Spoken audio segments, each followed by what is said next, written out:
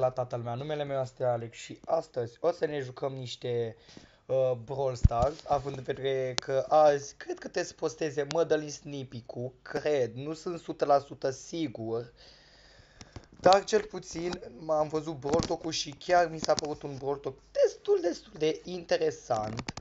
Uite, hai să ne uităm împreună la Brawl Talk, după aceea ne vom juca niște Brawl Stars. Nu o să vă traduc pentru că nu prea mă pricep la engleză și nu știu să traduc, sunt foarte prost la engleză, așa că o să vă lăs pe voi să auziți și vreau să-mi spuneți ce părere aveți în comentarii. Hai, eu vi-l dau și... Hello and welcome to Brawl Talk. And in this update we will have A new brawler Uite, horror. and new skins. and a new way to watch the finals. Oh.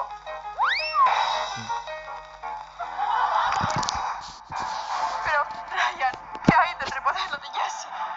Don't Uite-l worry, pe Ryan. I got you covered. So grab your popcorn and get ready for our ninth season, Brawlywood. Oare să se numească sezonul Brawlywood? Adică Hollywood?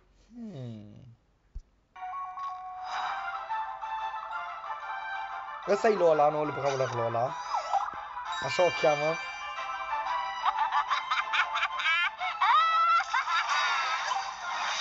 Now, ladies and gentlemen, let me introduce you to Lola, the chromatic brawler of this season. Ăsta-i She's a brawlerul movie star cromatic in al Hollywood sezonului who's extremely 9. obsessed with herself and will do whatever it takes to always be in the spotlight. She's also into bright and shiny things. With her main attack, she uses the diamond eyes of her fake fox scarf to shoot sparkly stars that deal damage in a tight and mid-range combo. And for her super, she throws her diamond necklace on the floor, performing a scenic trick that creates a duplicated image Pe mine ce of mi se herself. pare ciudat This este move has less graficul. health E than the grafică original frumoasă. Lola, but will follow her moves and mimic her powers. So whenever she attacks, her reflection will attack as well. And don't miss Jonah, the new exclusive skin Koala. that unlocks our tier 70 and will come together with Mamă, băieți, cum arată skin-ul ăsta pe bull. Deci un fel de bull, mai e bullul normal, numai că e robotizatic. And to complete the Brawlywood cast, we have Surge Kong, Ia. Captain Crow, Uitați, băieți, avem și Captain Crow, care în mână ține ceva gen, cred că e chestiile alea, nu știu dacă ați observat voi, dar acolo, când s-a băgat sezonul 8, sezonul ăsta era tot ceva, dar nu înțeleg ce cu punctul la verde de acolo, în fine. Squeak Buster Gale, Squeak Buster Gale. and Director Buzz. Ăsta e directorul bazei, eu cred că ăsta e regizorul, cred. And finally, a new remodel, Jessie's time has come. Remodelul pe Jessie, nu mi se pare cine știe ce remodelul pe Jessie, având în vedere că arată exact ca Jessie normal, numai că o face un pic mai scundă și atât. And she's also getting a new skin. That's right, Paula. Cat Burger Jessie. Wow! Cat Burger Jessie, skin-ul ăsta e total șmecher, dar nu știu dacă are atac schimbat. AKA the Ba Drop da, băieți, ia uite ăștia atacare. Wow, e un de ăsta destul de șmecher, un atac destul de șmecher. will come with the World Finals in November. This year, we are going to have a completely new way Și of te-a băgat watching un and nou interacting mod with the event. You will be able to în predict care tu match trebuie să results votezi against cine câștigă din ăștia doi. Dacă ai ghicit și echipa care ai votat-o câștigă, tu primești reward-uri. free rewards, including Jessie's new skin. So if you wanna have the chance to unlock her a lot earlier, make sure to stay tuned to our esports channel and don't miss the finals starting on November 26th. Adică pe And 26 if you want to noiembrie. increase this year's prize pool and support the pro players out there, make sure to get the esports offer that is available in-game right now. Or at least it is if you're watching this in October. And we are also getting Avem new pinuri pins, animate. new animated pins, and more true gold and silver Skinurile de skins. gol. And I think Și atât that's a fost. it. Wait, what's that?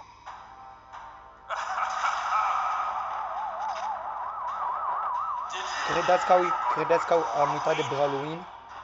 Mamă, cum arată frumos. This season we're bringing you 4 new skins. Swamp Gene, Swap Gene. Wow. Băi, ți-asați. Dacă stau eu bine să mă calculez, Swap Genius a fost un skin. Ăsta era skinul care era de postarea de Brawlwin acum un an, când a fost update-ul la cu EMS. Just Quick. Fantomas Quake. Mamă, călărețul fără cap. Stu. Mamă. Last but not least, Counter-Pengular. And Invisible Brawlers are back. We are getting a seasonal modifier for every game mode. Yep, brawlers will get Și aici o să every 10 seconds fiecare for brawler another 10 primește seconds. So what's your invizibilitate pentru 7 secunde. We've decided to postpone the club update by a month. We will release more information throughout the month of November. Stay tuned. And now for Ci că mai amână cu o lună update-ul cu cluburile. real. That's it for the update. Subscribe, give it a like to support us, and we see each other next month. Ci că ne vedem luna viitoare. A new way to watch the war finals is too long. Justice for mother.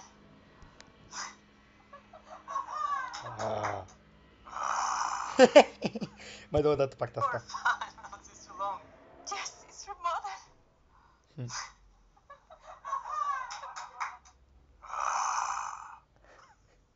Don't worry.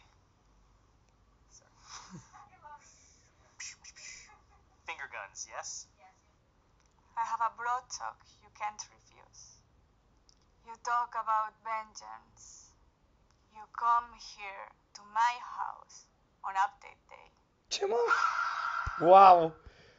Da, băieți, cam ăsta a fost Brawl Talk-ul. După mine e un update destul de măricel. Așa că hai să ne jucăm niște Brawl Stars, să dăm și noi 2-3 meciuri pe Power League. De 6 minute de filmare. De vreme, frate. Se închide episodul așa de devreme. Da. Nu uitați să apăsați acel butonaj de like și să vă abonați la canal. Bineînțeles, dacă vreți să mai continuăm episoadele astea. Așa, bun, hai să vedem aici. Bineînțeles, dacă mai vreți să continuăm episoadele astea. Avem Hot Zone, am nevoie de încă 2 win-uri. Ia să vedem aici. Ice Piper. Bun. Păi aici a jucat cu El Primo. Ce bun El Primo sau Jackie?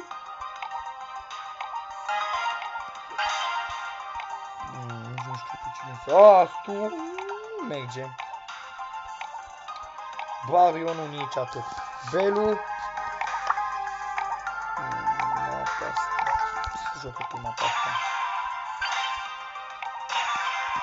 Nita, Jackie. Hai să o luăm pe Jackie. O să o găsesc acum pe Jackie. Nu Daryl, că și Daryl e bun. Totuși am luat pe Daryl, adică 80. Și-a luat Coltul.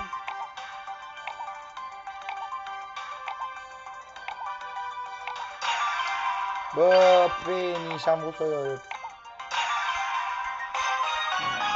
N-avem cum să-i batem. E pe Van Dijk, dracu. Hai să vedem acum dacă gen reușim să câștigăm. Da. Nu-mi place skin-ul ăsta, dar în fine. Dar zice că e ok. Am ajuns aici. Băi, dar voi aveți zona voastră acolo, asta e zona noastră. Ba, tot upăm tot, așa este.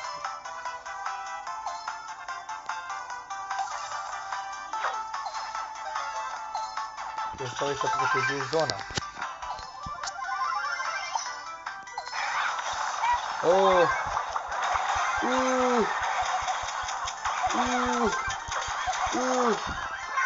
Stai, Bibi!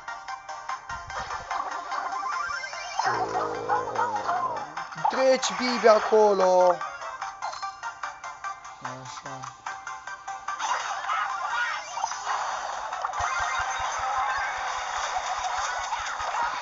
Hai, Bibi, treci! Bravo! Nu contează, stai tu acolo. La botul treci, ba nu, mai e unul, mai e cine, mai e Pem.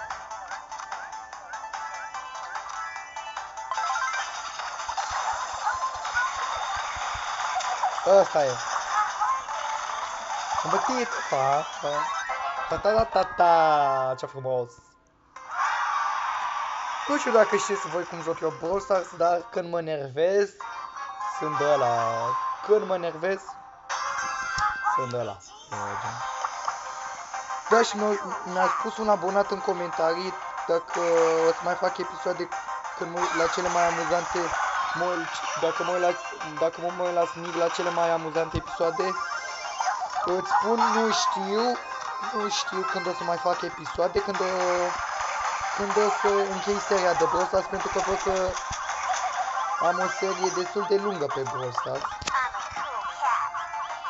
Nici nu mai știu ce titlu să pun, adică la Brawl Stars, cred că știu. Reacționez la Brawl Talk și mă joc Brawl Stars. Cred că ăsta va fi titlul. Că nu am nicio idee de titlul, sincer, nu prea am nici nu mai știu. Call of Duty, nu știu dacă v-a plăcut episodul acela de Call of Duty. Îmi pare rău că n-am vorbit, dar a venit fratele meu acasă și el nu e de acord că eu fac YouTube, că chestii de alea, știți cum se spune. Da, și vreau să vă rog frumos să vă mai abonați, că vreau să fac măcar 16 abonați, vă rog eu frumos. Dacă țineți la mine, sunt și eu un YouTuber, așa, mai prostovan de fel, dar nu sunt chiar prostovan mereu, dar, aha, ce mă? Nu! Nu, am pierdut! Nu, mamă! Hai de bă, frate, că era 99%, bă! Aveam 99% noi! Gata că m-am enervat. Bă, dar era 99%! Joc stupid! Am băgat prea mulți bani în jocul ăsta. De asta am și gemul pe mine.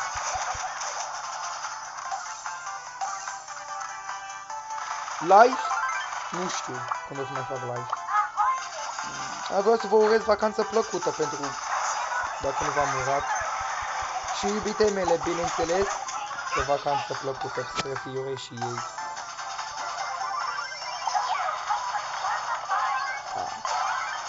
Stăm cam departe unul de ceilalți, dar nu. Treabă, iubita mea. Hai, bă, păi vii să dai damage! Nici nu, băieți, vă spun nici măcar măcar n-am mai schimbat hainele de antrenament, am dormit cu astea. Că am venit la 12 noapte acasă, când nici nu mai aveam timp să le schimb. Eram obosit și... Da, am pierdut. M-au bătut de 2 ori. Mucoși ăștia. Aveam șanse să câștigăm meciul ăla.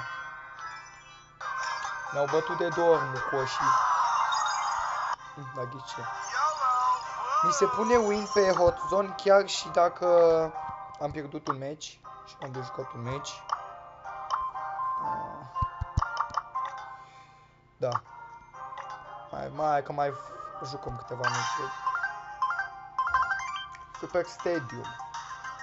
Bă, aici... O, capitan, cu cata de Brawl Stars. Așa. Iorban. Păi voi bana, nu știu. Edgarul, cred. O să-l găsesc. M-ați întrebat unii dintre voi de ce nu se mai dă Edgar. Păi a fost din Brawl Days. Dar pică repede. Ăla am pe Edgar din anul trecut, dar prea mai joc cu el. Da. Frank a fost banat. O să o pincesc atunci. Nu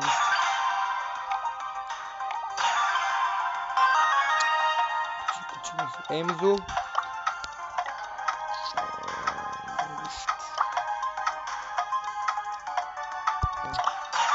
Hai să o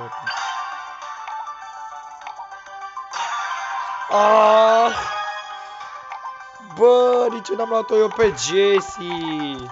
Băgam ea și piciorul să-mi bag, n-am luat-o eu pe Jessie, îmi bag piciorul. Să vezi ce pierd am acum cu o pe Jessie. Eu n-am luat-o, nu, că am fost prost.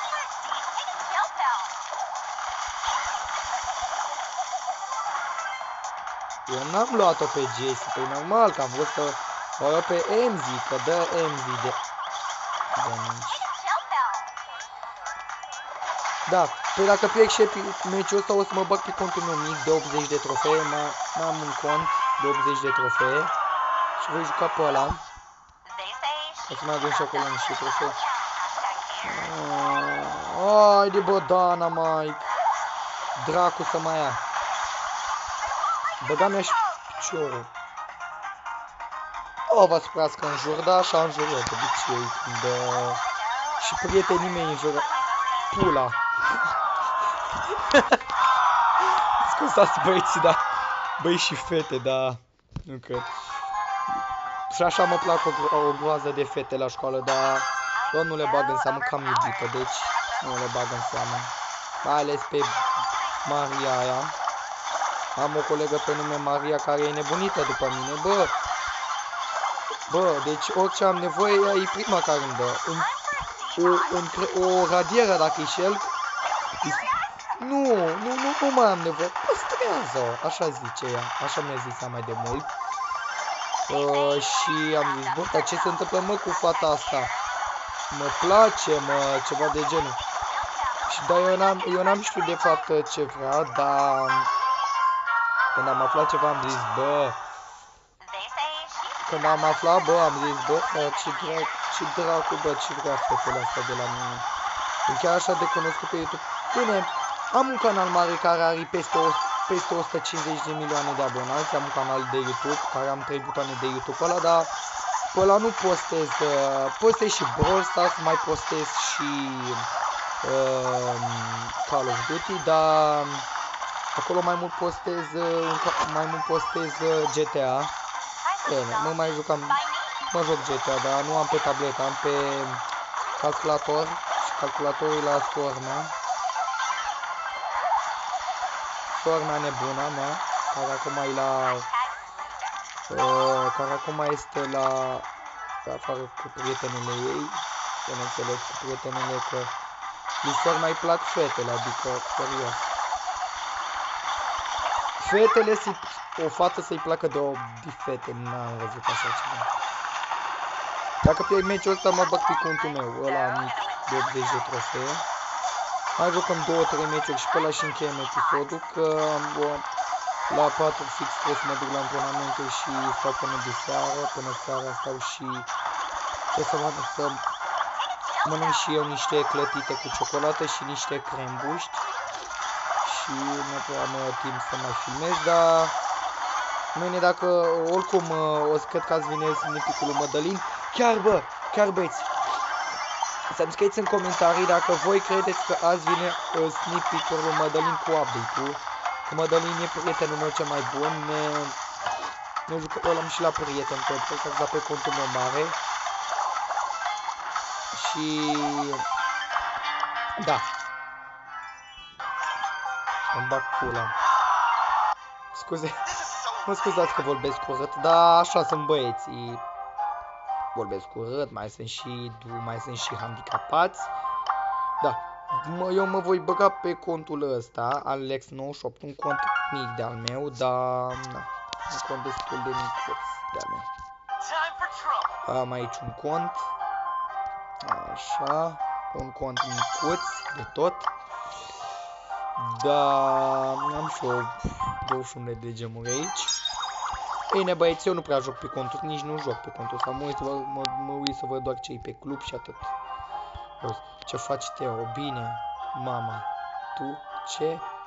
Teo, Leo știe că vorbiți alți băieți. E un prieten bun, ok. Mai vorbesc cu el, așa.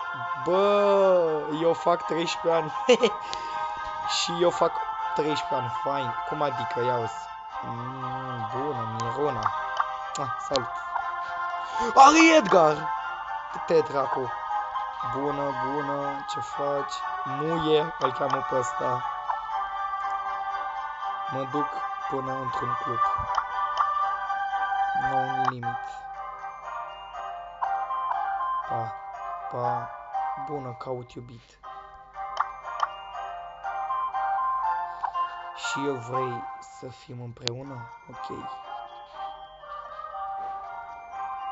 Câți ani aveți? 12. Eu am 14 și Iuba are 12. Auzi, eu, hai doar noi doi, te rog. Big Blanum. Ale, vrei să fim împreună? Ok, auzi. Da, ceilalți, de ce nu vorbesc? Ia auziți, băieți. Ale, ai iubit? De ce mă implici? Are 5.000 de trofee totuși. Da. Păi băieți, am jucat acum, nu știu, 20 de zile. Și mai am un nume de fată, Amalia. Nu înțeleg de ce am pus așa, dar am și așa un nume de fată. Așa, la mișto. Să creadă ăștia că sunt fată. Da. Să creadă ăștia că sunt fată. Am 90 de gemuri aici. Am bani pentru acest pin pack. Mamă, era să-l apăs pe ăla. Dar nu voi cumpăra nimic. Pentru că, na, ce să-mi pice? Căcatul, ce să pice? Quest-uri n-am. Ce dracu să pice? Mic. Păi mă voi băga înapoi pe contul meu. Voi juca un meci. Așa. Bun, m-am logat pe contul meu original. Voi juca un meci și aici cu, nu știu, cu, să zic așa, nu știu, Daryl. Băi, dar de ce îmi dă numai skin-ul ăsta? Că-l vreau și pe celălaltul. În fine. Așa, și ăsta va fi ultimul meu meci, că trebuie să mă duc să mănânc, că intru la antrenament. Bine, băieți, eu închid episodul după ce termin meciul, pentru că trebuie să mă duc până la Decathlon să-mi cumpăr niște crampoane, am nevoie de o minge, de o grămadă de chestii. Asta mă va duce peste 300 de lei, dar nu contează.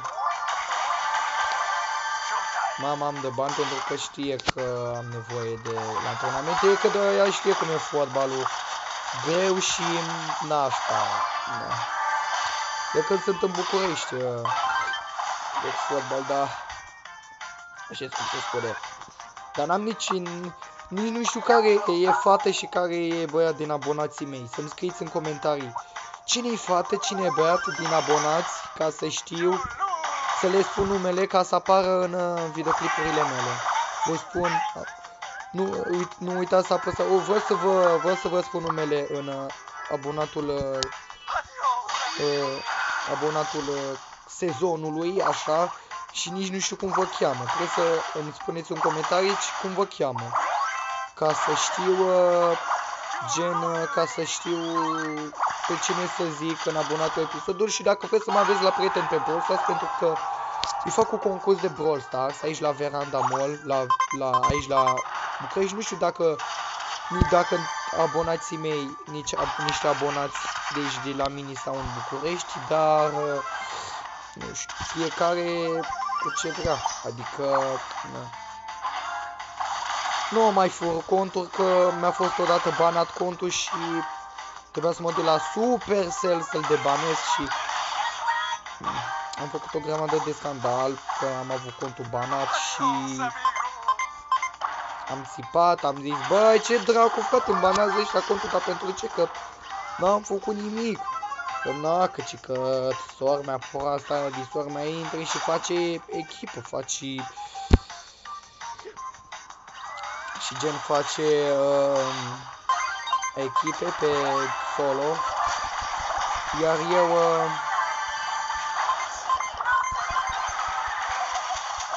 pula. Da, băieți. Păi cam atât a fost și cu acest episod. Da. Cam acesta a fost și cu acest episod. Nu uitați să rupiți acel butonaj de like. Nu știu, să vă abonați la canal. Așa, și să, nu știu cum o cheamă pe asta, așa. Și, nu știu, să vă abonați la canal în caz că vreți să mă aveți la prieteni pe Brawl Stars sau, nu știu, Să-mi scrieți aici în comentarii, de la gen aici la mine în comentarii, nu știu câți abonați am 14, am 5 vizualizări la Call of Duty. Merge. Să-mi scrie. Dar uite cât am la Sneak, 17 vizualizări. Ia să vedem aici, mai departe. Unde am cele 4 vizualizări, 19. Vă place seria de 44 avem. Băieți, vă mulțumesc pentru cele 44 de vizualizări care am zis acolo în titlu. Mâine avem noul Brawl Talk. Acum 2 luni. În fine. Păi cam acesta a fost episodul. Nu uitați să apăsați acele butonaje like, să vă abonați la canal și să îmi scrieți în comentarii, îmi spuneți, bă, Alex, uite, când postează acest YouTuber din Mădălin, când postează el snippy cu update-ul, cu tot update-ul, în fine. Eu am fost Alex, îi spun lui iubita mea că n-am reușit să-i spun până acum, iubite, te iubesc foarte mult. Și noi ne revedem curând cu episoade noi. V-am salutat, hai, salut, pa!